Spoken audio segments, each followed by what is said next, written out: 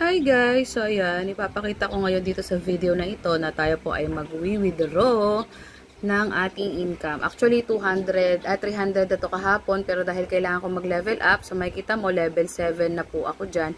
Ginamit ko yung income para i-convert into coins para makapag-trading at mag-level up. So itong 200 is i-withdraw natin para at least makita natin kung talagang legit talaga yung pinaggagawa natin kay Popo. So, click lang natin ito.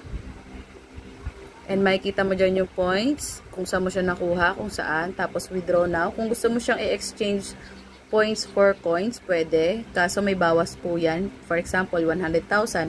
90,000 na lang po yung marireceive mong coins. Ganun po siya. So, dahil gusto natin i-experience at i-try, try na natin. So, withdraw now. So, nabind ko na yung GCash dito. So, pwede kang pumili dito ng mga mode of payout na gusto mo. So, ako, ito akin. GCash. And then, click withdraw now. So, makikita mo dito yung palitan is $54 and may service fee siya na charge. Confirm.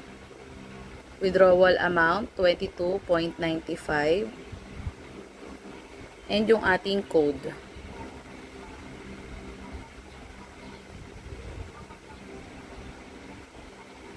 And, ayun na. Wala na yung ating income. Hihintayin na lang po natin na mag-message si Popo. You have initiated a withdrawal request and system is reviewing it.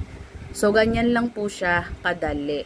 And, ganyan lang po siya ka-legit. Ginawa mo lang ng 1 week yung tasking mo, nag-invite ka ng marami, nag-registered sa link mo, nagkaroon ka ng income, and that's all. So, if you're interested to be part of my team, mag-PM ka lang.